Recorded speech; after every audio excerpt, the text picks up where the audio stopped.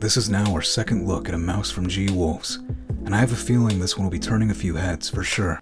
It's likely you're familiar with the Hottie and Skull series, but their latest entry, the HSK, is far from anything you'll see on the market. However, while it is trying to be something new, there's no question that this mouse is taking great inspiration from the M1K from Thankyou. We'll see whether or not the HSK is a worthy matchup and possibly an easy gateway to the original M1K.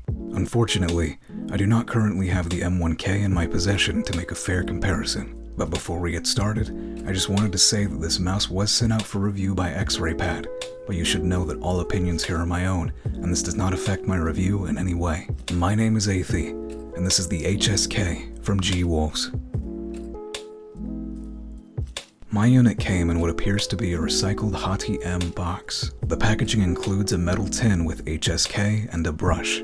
Since this is an extremely early unit, it doesn't include the additional accessories like switches, grips, or the extra cable as you'd expect with most of their releases. The HSK is running a Pixart PMW3389 optical sensor. Although technically better than the 3360 and 3366, performance should practically be the same. The mouse didn't include any paperwork, which is to be expected considering this is a very early unit, as I mentioned before. So I did some testing using Mouse Tester version 1.2 and found that DPI steps range from 400, 800, 1000, 1600, 1800, 3000, and 5000 by default.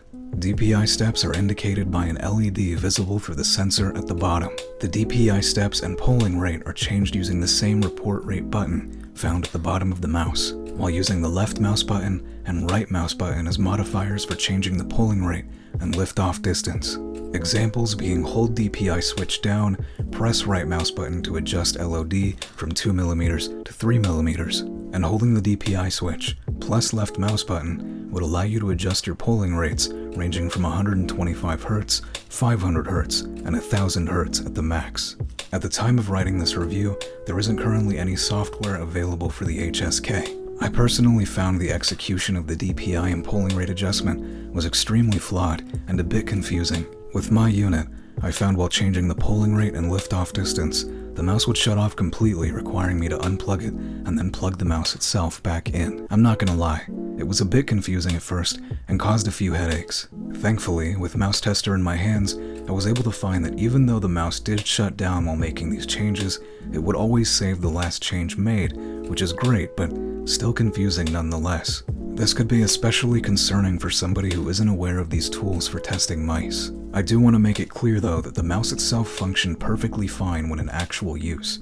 I'll chalk it up to this mouse being a very early unit, but I'm hopeful this will be a much better experience going forward on release. Now, before we get into the buttons, here's a quick sound test.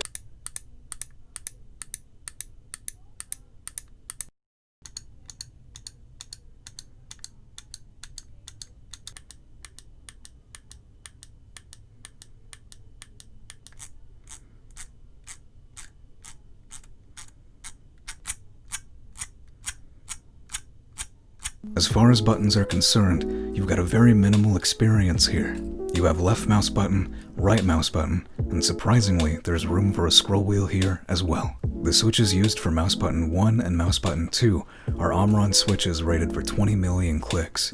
The clicks themselves feel pretty solid, with minor pre-travel and post-travel. However, my left click felt significantly stiffer than my right click, which unfortunately ruined the overall feel of the clicks. I know there's typically some variance in situations like this, but this felt really abnormal, like maybe there was an issue with the molding on the top shell. I think I may have just gotten unlucky with the unit I have here. It definitely took a bit of getting used to, so I'm hopeful most release units won't have this problem. The mouse buttons also share the same matte coating throughout. The scroll wheel uses a TTC yellow encoder and a black shell white dot Huano switch. While clicking the scroll wheel does take a bit of force, the scrolling experience here feels pretty solid. It's probably not something you'd want for everyday web browsing, but for gaming the steps here feel very defined. The best way to describe it would be a soft thump. Scrolling forward feels nice and smooth, but there's a tad bit of rattle scrolling backward. Thankfully, when shaking the mouse, you can't hear any rattle that would typically come from the scroll wheel or sensor. The shape here comes greatly inspired by the M1K with a few major changes. The most obvious change being the hump at the back, which falls off at the front in the form of a ramp. I can't find the hump being utilized very much for fingertip grip, but the shell sizing here is 83 by 59 by 35. If you ignore the hump and measure it about where you'd rest your fingers, it's about 25 millimeters tall. I found the shape pretty solid for fingertip and played a lot better than I expected, considering I'm mainly a claw grip user. The only negative I can really give here is the coating isn't the grippiest. It's a matte coating, but I found it to be a bit slippery for my fingers. My hands do tend to sweat though. Additionally, the hump could possibly work for a really aggressive claw grip, but that's a serious stretch. And for reference, my hand size is 18 by 10 centimeters. The cable here shares the same specs as the Hottie S without micro USB, so you probably know what to expect. It's solid for a stock cable. However, I think for this mouse specifically, it wasn't a great choice. Swinging the mouse left and right, you can definitely feel the weight of the cable between movements. Additionally, the cable here is a stiff one. Although I do know that some users prefer a flexible cable, it's a very deep discussion that we're probably not going to have today, but just letting you know. But in my opinion, the cable used for this mouse does not fit very well. The feet here are solid as well. They look and feel similar to the Hottie S, and I don't see any reason to swap them out, thankfully. But I did swap mine for testing purposes and found no issues using 0.8mm custom dots. The mouse itself weighs at around 38 grams according to my scale, and around 40 grams with a bit of cable. It's also the lightest mouse I've ever used. Movements at this weight feel phenomenal, little to no effort, like a brush stroke. I'd seen many people quietly discussing this mouse and comparing it to the likes of a McDonald's toy as soon as the first photos were released. And I'll be the first to admit, I had my doubts before getting this in my hands, but after using it for a while and really putting pressure on the sides, a lot more than usual, I can't hear or feel any flex. The shell here feels really solid for such a small and lightweight mouse. Pressing down hard on the top where the buttons rest also gives the same result. I'm pleasantly surprised by the build quality here. Coming from the Hottie S and having some serious scroll wobble issues, I'm happy to report that quality control felt a lot better here in comparison. Finally, getting inside the mouse is relatively easy, but sadly, the screws are hidden under the mouse feet.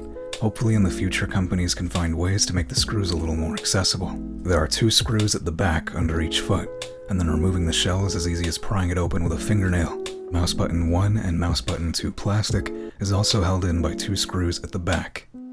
I don't think anyone expected gwolves to make something so niche, and when I say niche, again, I'm comparing it to something like the M1K. It's a fairly expensive mouse to consider, while I do understand it's for the right reasons. But gwolves have created what I would consider a pretty decent fingertip mouse and a strong gateway to other strictly fingertip mice out on the market. It's one of the few mice out there made just for fingertip, and I'm hopeful that gwolves will continue to serve more weird shapes at an affordable cost. I just want to take a moment to say thank you to everyone that's been giving me feedback and helping the channel grow. It means a lot, and I seriously can't thank you guys enough. We're almost at our milestone of 100 subs, and I've got some really exciting stuff to share with you guys soon. I can't wait to get it out there. Although I'd like to upload videos at a consistent rate, it's getting really close to the holidays, so I can't guarantee how often you guys are going to see a video, but I just want you to know that I'm going to keep trying my best, and there is more content on the way. So again, thank you guys for taking the time to watch my videos and giving me feedback. I seriously appreciate it. I couldn't thank you enough, and I hope you take the time to watch other people's reviews, and please don't forget to try and develop your own opinions.